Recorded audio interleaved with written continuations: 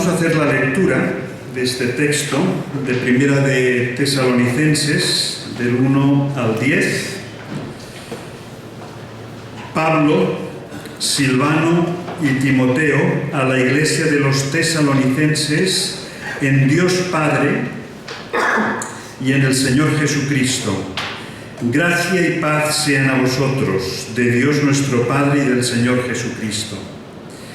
Damos siempre gracias a Dios por todos vosotros, haciendo memoria de vosotros en nuestras oraciones, acordándonos sin cesar delante del Dios y Padre nuestro de la obra de vuestra fe, del trabajo de vuestro amor y de vuestra constancia en la esperanza de nuestro Señor Jesucristo. Porque conocemos, hermanos amados de Dios, vuestra elección. Pues nuestro Evangelio no llegó a vosotros en palabras solamente, sino también en poder, en el Espíritu Santo y en plena certidumbre, como bien sabéis cuáles fuimos entre vosotros por amor de vosotros. Y vosotros vinisteis a ser imitadores de nosotros y del Señor, recibiendo la palabra en medio de gran tribulación, con gozo del Espíritu Santo. De tal manera que habéis sido ejemplo a todos los de Macedonia y de Acaya que han creído, porque partiendo de vosotros ha sido divulgada la palabra del Señor, no solo en Macedonia y Acaya, sino también en todo lugar vuestra fe en Dios se ha extendido, de modo que nosotros no tenemos necesidad de hablar nada, porque ellos mismos cuentan de nosotros la manera en que nos recibisteis y cómo os convertisteis de los ídolos a Dios para servir al Dios vivo y verdadero, y esperar de los cielos a su Hijo, al cual resucitó de los muertos, a Jesús, quien nos libra de la ira venidera. Amén. La importancia de la predicación es el título que le hemos puesto a esta exposición de la palabra. Pasamos a la primera diapositiva. Lloyd Jones, uno de los predicadores más reconocidos del siglo pasado, él dice: la necesidad más urgente en la iglesia cristiana hoy es una predicación fiel. Y así como es la mayor y más urgente necesidad en la iglesia, también es la mayor necesidad de nuestra sociedad. ¿Qué diríamos a esto? La necesidad más urgente en la iglesia cristiana hoy es una predicación fiel. Esta afirmación de Lloyd Jones creemos que da en el clavo de la necesidad de todo ser humano. Lo que más necesita cualquier ser humano es conocer a Dios, reconciliarse con Dios. Y para ello Dios ha hablado. Y los profetas del Antiguo Testamento han escrito la palabra revelada de Dios. Y los apóstoles en el Nuevo han registrado, han escrito esa palabra también revelada. Así que el camino al conocimiento de Dios indudablemente es la palabra de Dios. La fe viene por el oír, y el oír la palabra de Dios. Es el milagro del conocimiento de Dios se produce cuando escuchamos la palabra. Así que por eso decimos que la mayor necesidad es escuchar y conocer la palabra de Dios y a través de ella conocer a Dios. Pero surgen varias preguntas. ¿Qué clase de predicación es esa que es tan necesaria? ¿Qué clase de predicación es esa fiel que tanto necesita o que es la mayor necesidad de nuestras iglesias? Podríamos también preguntarnos qué características debe tener esa predicación, qué fruto puede producir, qué impacto puede llegar a tener. Y estas son algunas de las cuestiones que aborda el pasaje que acabamos de leer. Permitidme todavía una palabra más de introducción para situarnos en este pasaje y en la iglesia de Tesalónica, una iglesia fundada durante el segundo viaje misionero de Pablo. Lo encontramos en Hechos 17. El Evangelio empezó a entrar en Europa. Macedonia, Acaya, es el norte de la Grecia actual y es la puerta de Europa. Desde el Asia Menor, la actual Turquía, el Evangelio fue desplazándose y todos recordáis cómo fue una indicación clara de parte del Señor que insistió a Pablo en sueños, diciéndole con aquella visión del varón macedonio: pasa y predica el Evangelio. Así que la entrada en Europa del Evangelio no fue casual, fue providencial, fue la plena voluntad de Dios. Dios detrás de la misión que llenaría con el Evangelio todo el Mediterráneo. Así que el Evangelio empezó a entrar en Europa y fue una entrada con sufrimiento. Hubo mucha resistencia espiritual, pero gracias a Dios, una vez que el Evangelio entró en Europa, en Grecia, a través de Grecia, de Macedonia, eso ha sido clave para la humanidad. Durante los primeros siglos del cristianismo, el norte de África y el Asia Menor fue donde hubo más presencia de iglesias cristianas. Llama la atención que el norte de África, tan resistente, que tanto rechaza el Evangelio por el Islam en este momento, fue la cuna del cristianismo. En Egipto, en lo que es Argelia, Marruecos, todo el norte de África, es donde más iglesias cristianas había. Europa jugó su papel posteriormente en la época medieval y sobre todo después en el Renacimiento con la Reforma y los avivamientos espirituales del siglo XVII, XVIII, el impacto misionero, el despliegue misionero desde Europa a todos los continentes, América, África, Asia, Australia, Oceanía. Desde Europa fue el foco misionero. Así que aquí estamos en los principios, en Tesalónica. Solo pudieron estar Pablo y su equipo misionero 3 semanas. En Hechos 17 se nos dice 3 días de reposo. Ese fue el periodo que ellos pudieron estar en Tesalónica. ¿Se puede plantar una iglesia en 3 semanas, hermanos? En la FIEIDE, que es nuestra denominación, muy prudentemente, quizá a la luz de esto, nos hemos planteado que cada iglesia de las 100 que tenemos en este momento en España, en 10 años se multiplique en otra iglesia. 10 años. 3 semanas. Es un elemento de reflexión. 3 semanas con un impacto espiritual, como veremos, duradero. Dice el texto de Hechos: creyeron algunos judíos, gran número de griegos piadosos, algunos judíos, gran número de griegos piadosos y mujeres nobles, no pocas. Esa era la congregación de Tesalónica.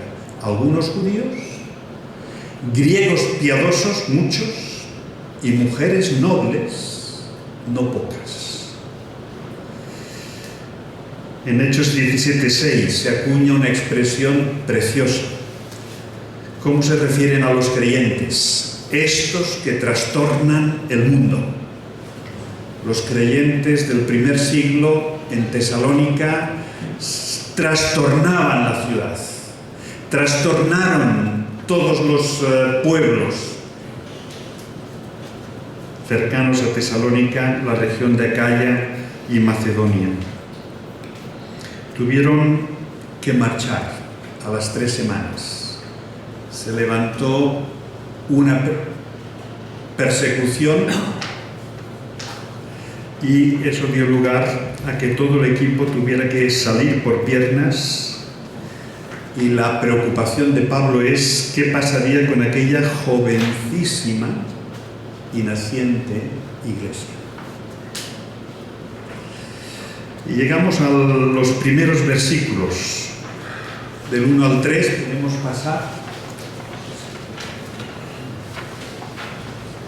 El fruto de la predicación bíblica.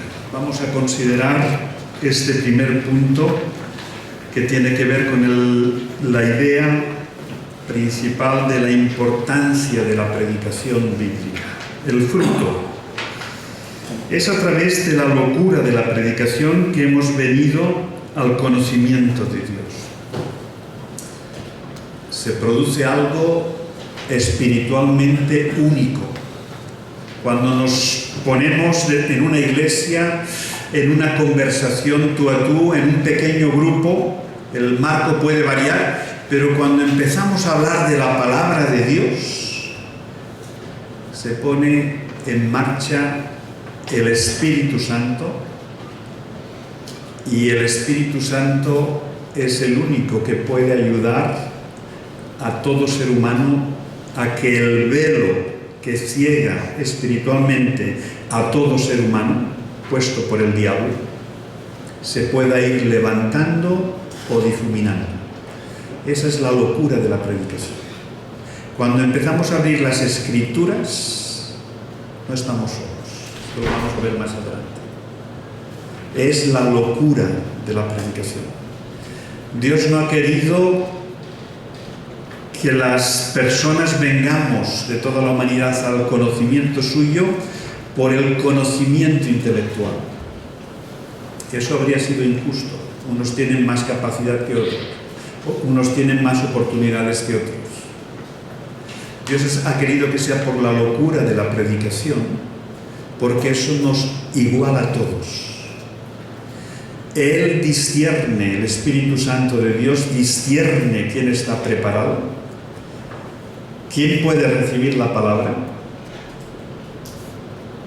y ayuda y contribuye, y lo que es imposible por nuestro propio conocimiento intelectual, ahí se produce el milagro de la locura de la predicación. Así que a través de esta locura venimos al conocimiento de Dios. Y Pablo estuvo predicando con su equipo durante 3 semanas, principalmente los días de reposo, pero él no perdía el tiempo. Entre semanas se iba a lugares, tenía encuentros, se formarían reuniones y no pararía de predicar. Pudo haber sido una predicación pública en la sinagoga, a nivel personal, pero siempre es la palabra el vehículo. Y se produjeron conversiones. Y hermanos y hermanas, la conversión es el mayor de los milagros que podemos experimentar. El mayor de los milagros no fueron las resurrecciones físicas de Lázaro, del hijo de la viuda de Naín o de otros que se nos narran en los evangelios. Estos volvieron a morir. El mayor milagro es pasar de muerte espiritual a vida espiritual.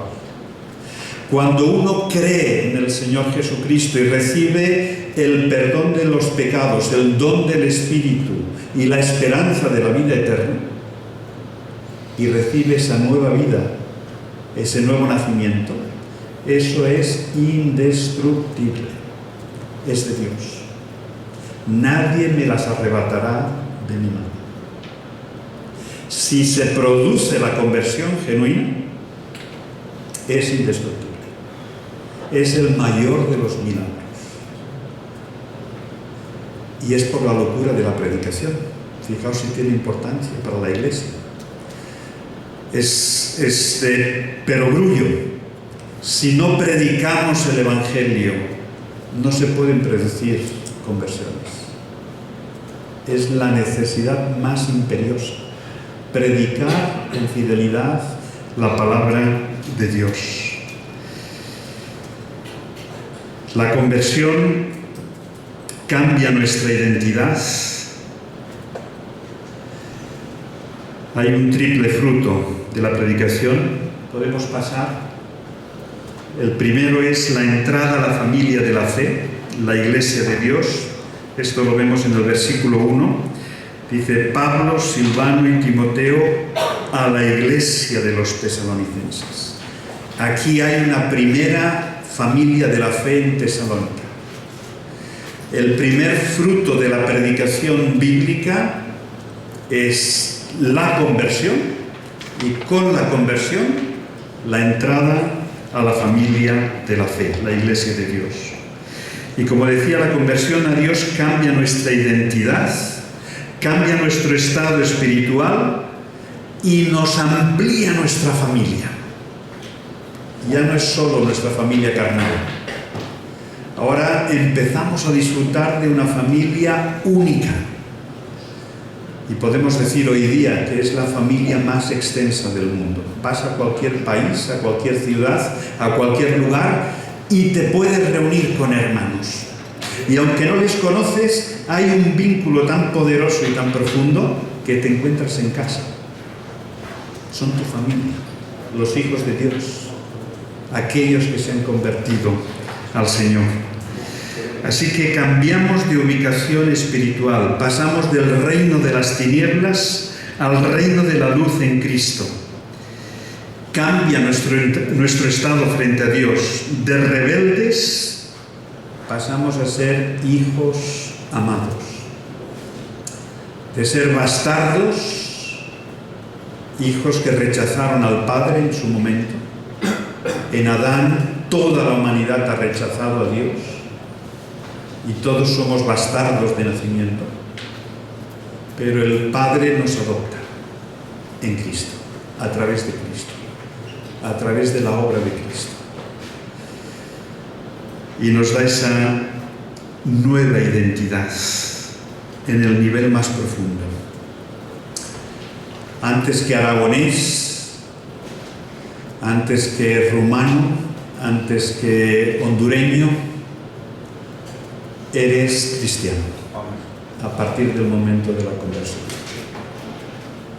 Tu identidad más profunda no es la de tu familia de sangre, esa aporta mucho a tu identidad.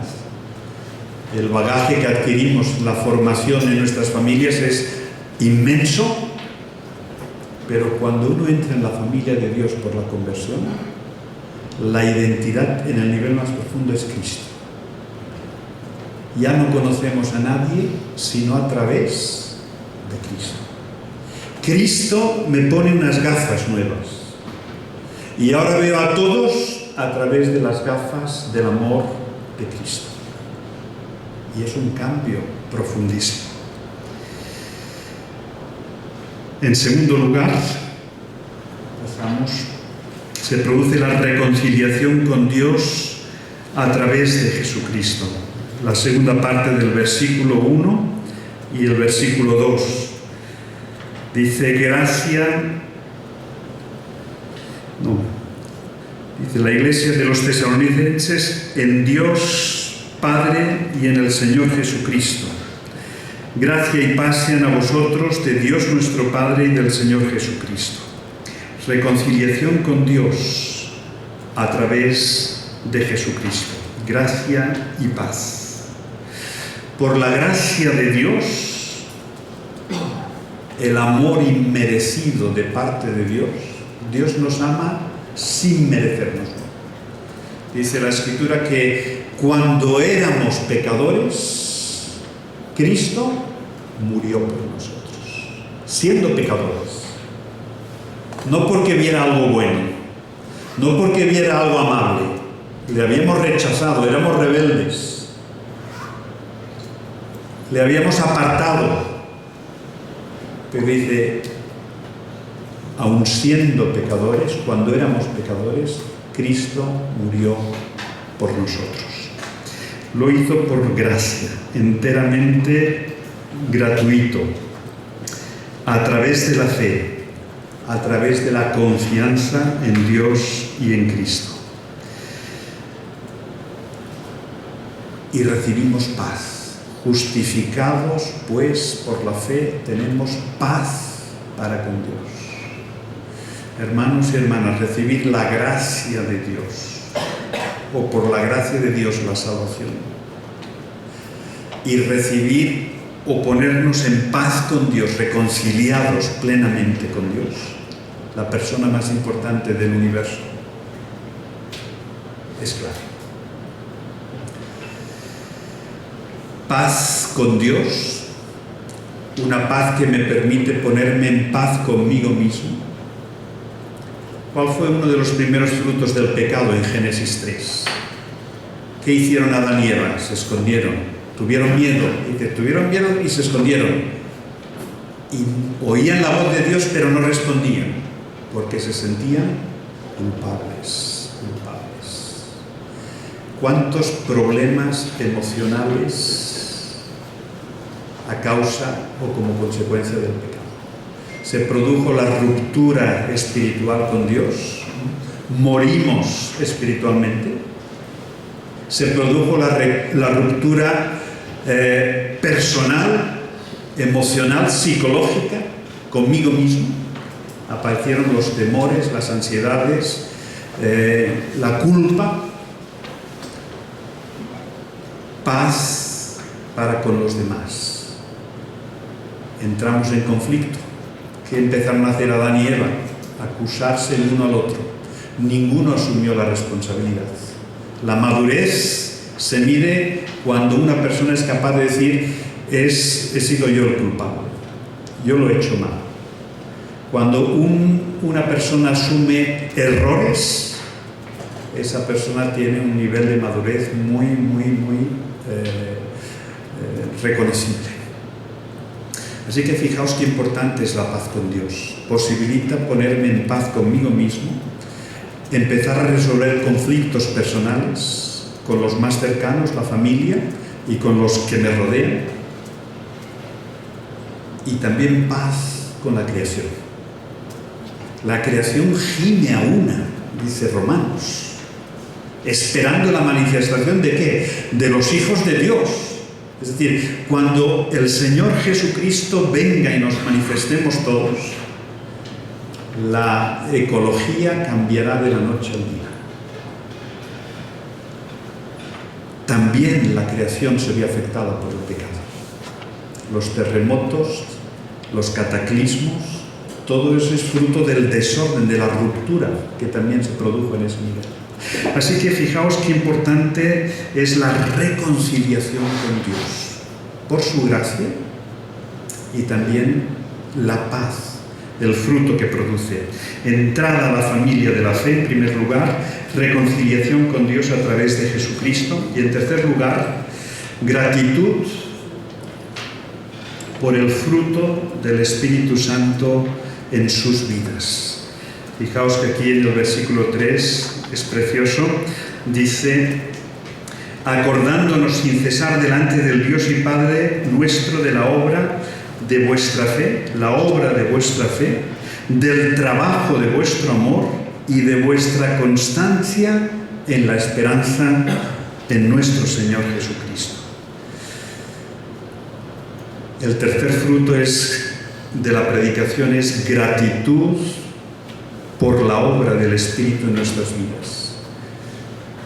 El Espíritu Santo es el segundo consolador. El primer consolador es Jesucristo. Juan 14, Juan 16. Esos dos capítulos del Evangelio de Juan lo dejan meridianamente claro.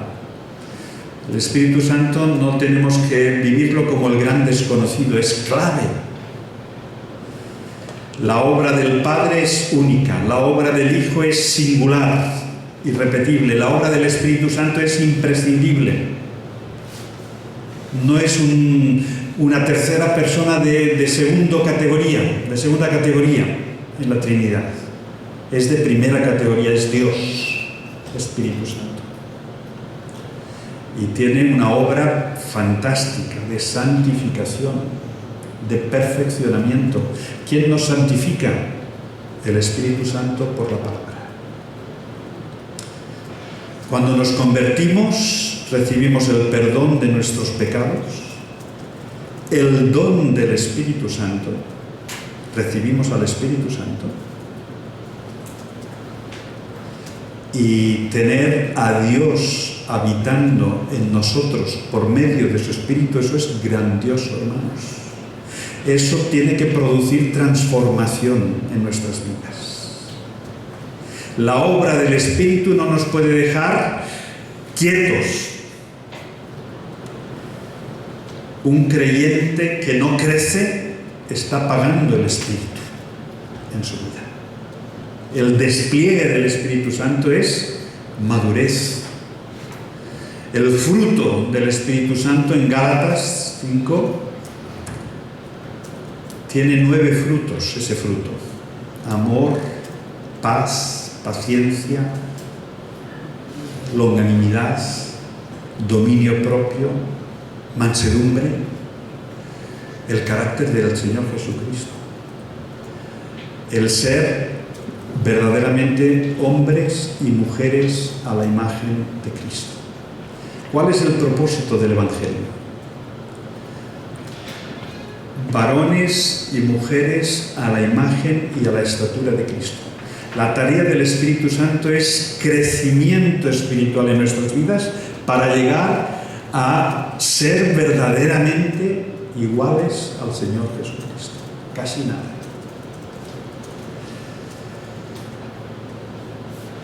Y eso a través de la fe, del amor y de la esperanza. Los motores del fruto del Espíritu en nuestras vidas son fe, amor y esperanza. Pablo y su equipo se acuerdan en oración de los nuevos creyentes y de la iglesia en Tesalónica. Reconocen ese proceso que solo el Espíritu Santo puede iniciar y desarrollar nuestra santificación. Es un proceso que no es instantáneo. Esto es muy importante entenderlo. A veces los cristianos, hay una primera etapa que llamamos del primer amor, que es preciosa, gloriosa, inspiradora, pero que dura un tiempo. Y después vienen las pruebas, las tentaciones, el día a día. Y parece que no avanzamos. Y pensamos, yo no soy cristiano, no me he convertido. Se tendrían que ver otras cosas. Es muy importante entender que es un proceso. El nuevo nacimiento, la conversión, es nacer como bebés. Y un bebé requiere muchos cuidados, requiere leche de la madre, de la más sencilla, más fácil de digerir, para crecer. Y toma tiempo. Y el crecimiento espiritual es similar al crecimiento físico en muchos aspectos. Y esa es la obra del Espíritu, que es un proceso que no es instantáneo, pero que es definitivo. Si hemos nacido de nuevo, vamos a ir creciendo. El Espíritu no nos va a dejar tranquilos. Nos va a pinchar, nos va a poner situaciones que nos hagan despertarnos, que nos hagan volver a la senda. Es su trabajo y nos ama. Y esto también nos ha de dar seguridad y nos ha de estimular. Y será un día cuando será definitivo y completo, pero eso está en el futuro. No confundamos los tiempos de la salvación. Ahora todavía no estamos en el cielo. Cuando llegue el cielo, los nuevos cielos y la nueva tierra, dice que seremos transformados en un instante. Lo que nos falte en cuanto a santificación será así. Entraremos al cielo y a la nueva tierra perfectos. Pero ahora nos toca luchar y trabajar en ese camino de la perfección y no estamos solos. Está el Espíritu con nosotros. Así que aquí hay gran esperanza para la obra de Dios. El fruto de la predicación es una obra que tiene estas 3 marcas.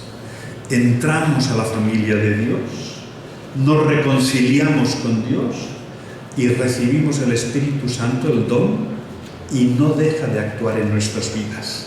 Así que estuvieron 3 semanas, pero el Espíritu estaba con ellos. La familia de la fe se había formado. Había griegos, muchos que habían convertido, mujeres nobles no pocas y algunos judíos. Había una familia de la fe, la iglesia. Y unos a otros iban a cuidarse por la acción de Dios, por la acción de su Espíritu, dirigiendo aquella iglesia. Así que Dios puede producir milagros de conversión continuos en la vida de muchas personas, como en Tesalónica. Dios puede formar nuevas iglesias y puede hacer crecer las iglesias actuales por la predicación. De ahí que tenemos que tomar conciencia de ello. El caso de la iglesia en Tesalónica es el de una iglesia inexistente y en una región virgen para el Evangelio. Y vamos a ver hasta dónde llega. Así que, en primer lugar, el fruto de la predicación bíblica. En segundo lugar, los versículos 4 y 5, características de la predicación bíblica. La predicación descansa en la soberanía y en la seguridad divinas, porque conocemos, versículo 4, hermanos amados de Dios, vuestra elección.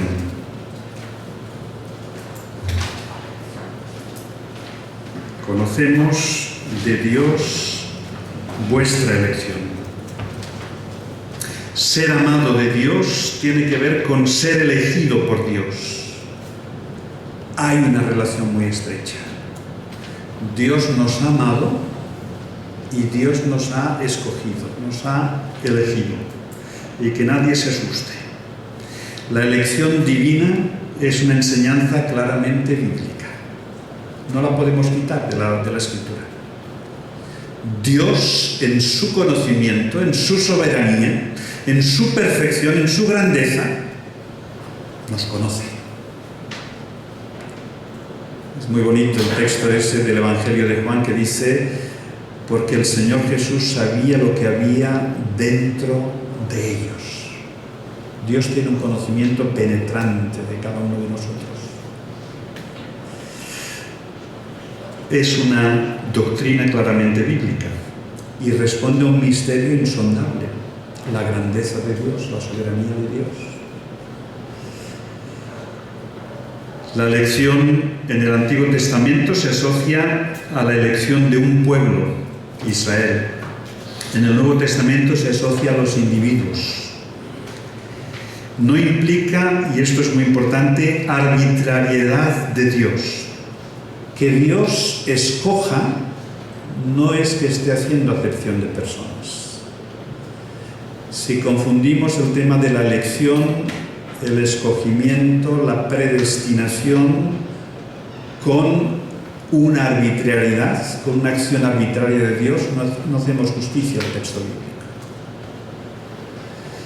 Es muestra de su amor y afirma la iniciativa de Dios en la salvación. Pero no atenta con la necesidad de convertirnos, la complementa. Dios nos está buscando. Una pregunta que nos tenemos que hacer siempre cuando llegamos a un lugar nuevo donde no hay testimonio del Evangelio es: ¿qué está haciendo Dios aquí? En este barrio, en esta población, ¿qué está haciendo Dios? Porque Dios está buscándonos a todos los seres humanos activamente. Eso nos ha de dar mucha motivación al evangelizar. Fijaos que la elección de Dios no excluye la responsabilidad evangelística, sino porque Pablo está haciendo viajes misioneros. En la Escritura encontramos la elección de Dios y la responsabilidad humana. Y no podemos negar ninguna. Si optando por la predestinación, la elección, niegas la responsabilidad humana, es desequilibrio bíblico. La inversa, igual. No podemos negar lo que está revelado. Nos toca reconocerlo, aceptarlo, obedecerlo. Y tener una visión que hemos de reconocer que el Evangelio es tan grande, responde a los pensamientos de Dios. es tan grande que no lo podemos abarcar. Pero fijaos que nosotros no podemos hacer nada para salvarnos. Pero Dios nos respeta tanto que tenemos que recibir el Evangelio, que recibir el mejor regalo del mundo. Es muy bonito este texto porque conocemos, hermanos amados de Dios, vuestra elección. Pablo estaba seguro de que si había habido conversión, Dios iba a cuidar de aquellos convertidos, de aquellos hijos suyos. Y le daba mucha seguridad. Y esa es una de las características de la predicación, que produce conversiones genuinas, porque el Espíritu Santo está detrás de esa predicación. Y lo que es de Dios permanece, es sólido. Nadie me las arrebatará de mi mano. Pero fijaos que también nos dice la Escritura que apártese de iniquidad. Si uno tiene la seguridad de la salvación, apártese de iniquidad. Y en ese sentido, manténgase fiel. Tenemos responsabilidades. Dios lo hace todo y Dios nos capacita. Así que todo ello comunica seguridad, afirmación y son fruto de una predicación bíblica. En segundo lugar, la predicación es más que meras palabras. La predicación se basa en la palabra revelada de Dios y no se trata solo de palabras, no se trata de solo un bonito mensaje en forma y contenido. Es proclamar el Evangelio, el mensaje de salvación divino, buenas noticias para los que estamos en ruinas, en bancarrota espiritual. Hasta que uno no toca fondo en su vida y se vuelve a Dios,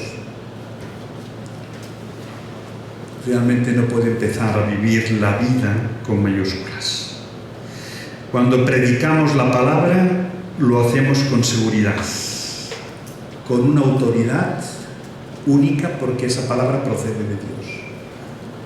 Yo os puedo predicar en esta mañana con toda seguridad, con toda convicción, porque no es palabra de hombres. Es una palabra diferente en su naturaleza. Es la palabra de Dios. Y Dios se encarga de que esa palabra llegue a nuestra mente, a nuestro corazón, a nuestras emociones. Y por eso debemos comunicar con fidelidad el mensaje de Dios. No solo mensajes bonitos, bien estructurados, sino con la convicción. El predicador, la predicadora tiene que estar convencida de que está predicando la palabra de Dios. Esa es la predicación que llegó de Tesalónica. Nuestro Evangelio no llegó a vosotros en palabras solamente, sino también en poder. Esa es la tercera característica. La predicación es poder de Dios para salvación. El predicador debe preparar bien el mensaje, capacitarse para usar la mejor comunicación, pero no podemos convertir a nadie. No podemos convertir a nadie. Esa es la obra del Espíritu. El Espíritu Santo de Dios es el único que convence de pecado, justicia y juicio. Y solo una persona puede recibir vida espiritual estando muerto espiritualmente por la acción del Espíritu, en base a la palabra. Esto es muy importante que lo entendamos. No podemos convertir a nadie. Es necesario el obrar de Dios por el Espíritu, por su palabra. Así que el Evangelio, si debía llegar de forma auténtica a Tesalónica, tenía que ser por el poder de Dios. Y Pablo lo tenía muy claro. Él era débil, él era frágil, pero cuando predicaba la palabra se movía el Espíritu y producía vida. ¿Y qué seguridad debemos tener? No depende de la capacidad y de las habilidades del predicador. El poder reside en Dios, en su palabra. Los que conocéis la conversión de Spurgeon, y no quiero extenderme porque ya voy un poco justo de tiempo, sabéis que fue en el día menos agraciado para llegar a la iglesia, faltaba el predicador titular, podríamos decir, se había puesto enfermo y un creyente fiel, pero con muy pocas cualidades, empezó a leer la palabra. Y aquella palabra llegó a la mente y al corazón de Spurgeon, por un hombre muy poco capacitado. Esa es la locura de la predicación. Ese es el poder de Dios. Así que preparémonos bien, esa es nuestra responsabilidad. Escudriñemos la Escritura, preparémonos bien, pero descansemos en el poder de Dios. El siervo no tiene poder, el poder de Dios se manifiesta en el siervo. El predicador tiene que ser ungido con poder. El Espíritu Santo se mueve en la audiencia y convence. Aunque emocionalmente os sintáis muy incapaces para predicar a veces, estad seguros de que por el poder del Espíritu ahí están pasando cosas. Y aun la predicación más deficiente humanamente puede producir por el poder de Dios ese cambio. En cuarto lugar, la predicación es inspirada y expuesta en el Espíritu Santo. Dice, nuestro Evangelio no llegó a vosotros en palabras solamente, sino también en poder, en el Espíritu Santo y en plena certidumbre. Es una palabra inspirada y que tiene que ver con la verdad, con la certeza. Qué importante es esta cuestión. Ese poder que produjo la conversión es un poder que afirma la nueva vida del creyente, su santificación y le capacita para el testimonio. En quinto lugar, la predicación es dada con plena convicción y seguridad. Todos estos elementos de la predicación bíblica nos permiten entender la fuente de nuestra convicción y seguridad al predicar la palabra. La convicción al predicar no surge de nuestra preparación, de nuestra coherencia, del hecho de que predicamos la palabra de Dios. Es de ahí de donde surge, y lo hacemos en el poder de Dios y convencidos de ello. A veces te subirás al púlpito después de haber descubierto tu maldad. José de Segovia tiene una frase que me gusta mucho: somos peores de lo que creemos, todos los creyentes. La gravedad del pecado es de tal dimensión que somos peores de lo que creemos. Cuando te empieces a ver bueno o buena, ojito, somos peores de lo que creemos. Y no nos predicamos a nosotros mismos, predicamos la palabra. Aunque el diablo te esté lanzando dardos diciéndote, pero si eres un desastre, si te acabas de discutir con tu esposa, si acabas de pasarte con tu hijo, y uno se siente incómodo y mal al subir, descansemos en el Señor. Señor, perdóname, pero no me predico a mí, predico la palabra y en el poder del Espíritu, en la convicción del Espíritu. Qué importante es esa madurez y ese discernimiento. Y en sexto lugar, la predicación más completa se manifiesta en la vida y en la motivación del predicador. El versículo 6: vosotros vinisteis a ser imitadores de nosotros y del Señor, recibiendo la palabra en medio de gran tribulación, con gozo del Espíritu Santo.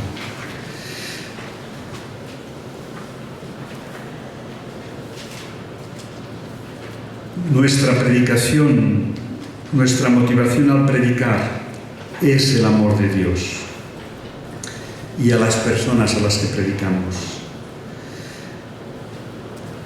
Debemos cuidar nuestra santidad, debemos cuidar nuestra integridad y ser ejemplos vivos. Fijaos qué bonita la expresión: vosotros vinisteis a ser imitadores de nosotros e imitadores del Señor, pero imitadores de nosotros. El predicador, la predicadora se convierte en modelo espiritual. Qué importante es cuidarnos. Cuando un predicador cae en pecado y de forma pública, el daño es inmenso, porque es un referente espiritual. Qué importante es cuidar nuestras vidas. Así que nuestra predicación va unida a nuestro testimonio. Así que estas son 6 características de la predicación bíblica que encontramos en este texto. Y pasamos al tercer y último punto, el impacto de la predicación bíblica, los versículos del 6 al 10.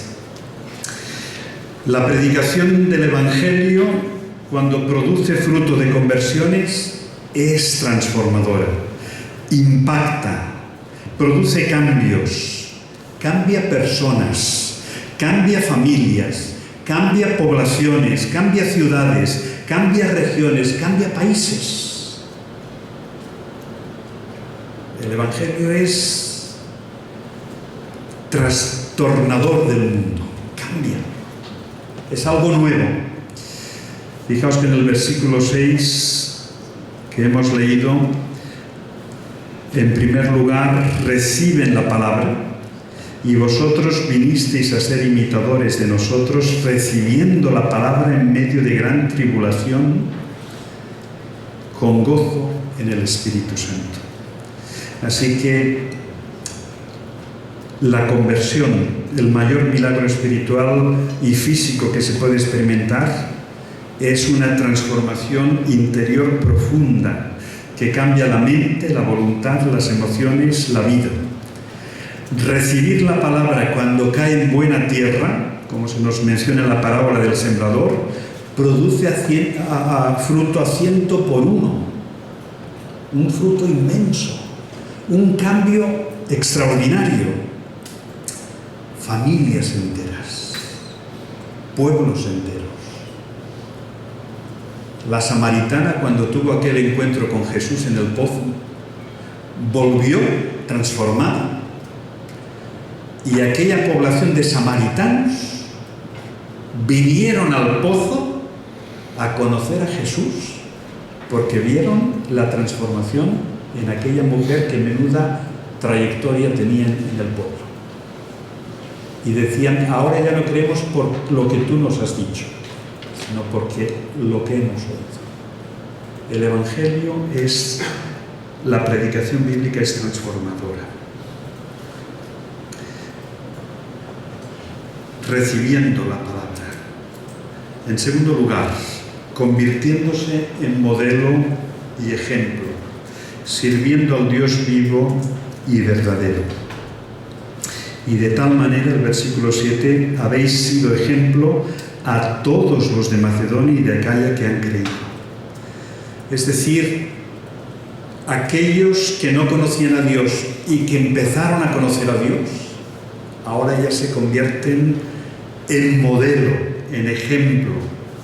Ya no son solo receptores, ahora son promotores y siguen el ejemplo, imitando a los creyentes maduros. Y lo hacen en medio de dificultad y de sufrimiento y de aflicciones. El Evangelio no siempre es bien recibido. Cuando uno lee algunas de las historias de nuestro país, por ejemplo en Galicia, creo que se llama Semblanzas, no recuerdo ahora el título completo, pero mencionaba el autor de esta breve historia, un misionero, que llegaban a un pueblo y les recibían muy bien. Y llegaban al siguiente pueblo y los recibían a pedradas. ¿Cómo explicar eso? Es un misterio. Pero el Evangelio no siempre es bien recibido. A veces en medio de gran aflicción, pero añade, pero nosotros con el gozo del Espíritu Santo. Aunque nos apedreen, no nos rechazan a nosotros, están rechazando a Dios, que es más grave. El que rechacen a Dios no quiere decir que yo lo he hecho mal, que estoy fallando, es que rechazan a Dios. Y en ese sentido, aún en medio de la aflicción podemos mantener el gozo. El gozo para algunos puede significar tribulación. Aunque voy a tardar un poquito más, pero me resisto a no contar esta ilustración. No sé cuántos conocéis a Fernando Caballero, un hermano de Bilbao.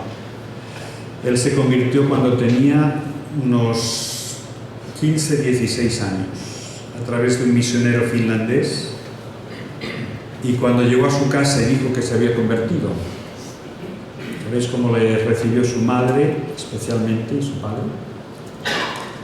Con la maleta y a la calle. Un chaval de 14, 15, 16 años. Recibir el Evangelio en medio, en este caso, de aflicción personal, de tribulación personal. Y qué bueno que Fernando ya tenía una nueva familia y el misionero lo acogió en su casa. Y lo hizo con gozo, aún en medio de la aflicción que tenía Fernando. Y así es como el Evangelio trabaja. No hemos de idealizar el Evangelio. Ser testigos del Señor Jesucristo es lo más glorioso que hay, pero a veces va acompañado de mucha aflicción, de mucha tribulación. Y no tenemos que sorprendernos cuando eso se produzca en nuestro contexto. Dios da gozo, Dios da convicción, da fuerzas. Puede producir conversiones. Esa es la obra del Espíritu. En tercer lugar, el impacto de la predicación, recibir la palabra, convertirnos en modelos, extender la palabra por todas partes. Un testimonio vibrante. Los versículos 8 y 9 son fantásticos.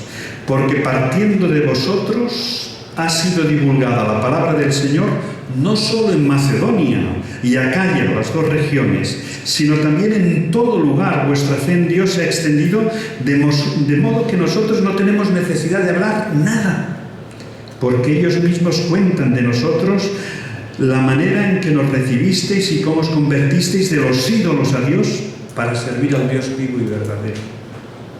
Extender la palabra por todas partes, un testimonio vibrante. Cuando uno conoce a Dios en su primer amor, lo que más quiere es compartir. Ha encontrado el tesoro de la vida y ve a su alrededor a tantos sin ese tesoro y lo quiere compartir. Y estos primeros creyentes de Tesalónica se convirtieron en evangelistas. Estas mujeres nobles, no pocas, estos griegos piadosos, estos pocos judíos, llenaron del Evangelio Macedonia, Acaya. Así que fijaos, el apóstol preocupado por la iglesia, pero Dios manifestando su poder, llenando a través de aquellos creyentes del Evangelio la región. Dios salva vidas, cambia familias, transforma regiones. Qué importante es el testimonio personal. La vitalidad de una iglesia local se demuestra en que cada uno de los miembros ha asimilado que es testigo y misionero en el lugar donde Dios le ha puesto. Tu lugar de servicio, de misión es la escuela, el instituto, el lugar de trabajo, el vecindario, el cuidado de tu familia. Ese es tu lugar de misión. Y tenemos que asumirlo con esa convicción. Y tenemos que llenar del Evangelio nuestro lugar de misión. Que el Señor nos capacite para irlo haciendo. Así que todo el mundo conocía el Evangelio en la calle y más allá. Europa empezaba a ser evangelizada. Y en cuarto lugar, dice, y esperando de los cielos a su Hijo, quien nos libra de la ira venidera. Versículo 10. El impacto de la predicación tiene que ver con la recepción de la palabra, con una vida de santificación, con una vida de testimonio y con una vida de espera. El creyente espera, por definición. No hemos encontrado todavía nuestro lugar. Nuestra patria no es esta. Esta es temporal. Somos peregrinos y vamos hacia la patria celestial. Una ciudad hecha por un arquitecto único y no con manos humanas. Es una ciudad con un fundamento eterno. Hacia ahí vamos. Aquí vivimos aflicción y dificultad. El Señor Jesucristo nos lo puso muy claro. En el mundo tendréis aflicción. Aflicción. Vais a tener aflicción. No nos engañó, pero no temáis. Yo he vencido al mundo. Yo he vencido a Satanás. Y yo he vencido al pecado y a la muerte. Y un día esperamos la gloria. Y qué importante es esperar la venida del Hijo de Dios por segunda vez. El Hijo que nos libra de la ira verdadera. Por muy importante e impactante que sea el Evangelio en el presente, no puede perfeccionar todas nuestras vidas en el presente. La perfección no se alcanza. La perfección es futura. Tengámoslo muy claro. Algunos pueden predicar superespiritualidad. Eso no es bíblico. La perfección es futura. La plenitud es futura. En el presente estamos creciendo, avanzando, luchando, pero nos espera la gloria y podemos tener seguridad de nuestra salvación en el juicio final, en el juicio definitivo de la humanidad. Una de las preguntas que me gusta hacer cuando estamos entrevistando a hermanos que quieren bautizarse, entre otras, es preguntarles: imagínate que hoy mueres y te presentas delante de Dios. ¿Por qué le dices a Dios que te tiene que dejar entrar en el cielo?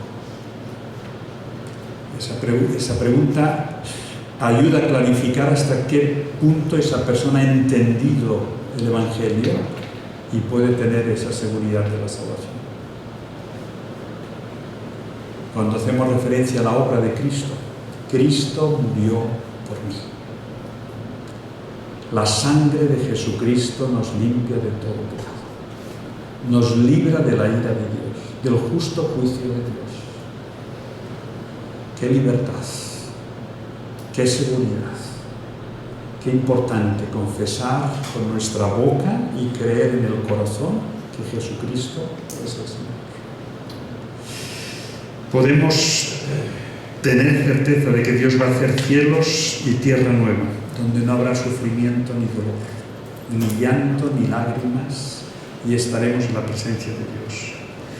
Seremos perfeccionados, como decíamos, en un instante. Y por eso esperamos. Y por eso el creyente lo que más anhela es: Señor Jesucristo, ven pronto. Señor Jesucristo, ven pronto. Algunos jóvenes piensan que se tarda un poquito el Señor, que puede experimentar algunas cosas más de esta vida. Y es legítimo, pero es erróneo pensar que lo que viene es una sombra de lo que ahora es. Todo lo contrario. Todo lo que ahora es sombra, por muy glorioso que sea, por muy hermoso que sea, y hay hermosura en la creación de Dios todavía, pero lo que viene es mucho más hermoso. Es único. Así que esperamos la venida definitiva de Cristo. Y concluimos con dos frases de Stott. Esta es la primera. En verdad, cuando predicamos, hablamos a los ojos y oídos de seres humanos, y ellos nos desafían a ser fieles. Pero cuanto más es el desafío de tener conciencia de predicar a los ojos y oídos de Dios. Recuerda esto cuando prediques. Estás predicando a personas, pero estás predicando delante de Dios. Él te ve, Él te escucha, y eso te hará estimular a la fidelidad a su palabra revelada. Que Dios nos conceda una conciencia más constante y vívida de su presencia, para la cual todos los corazones están abiertos y ningún secreto encubierto.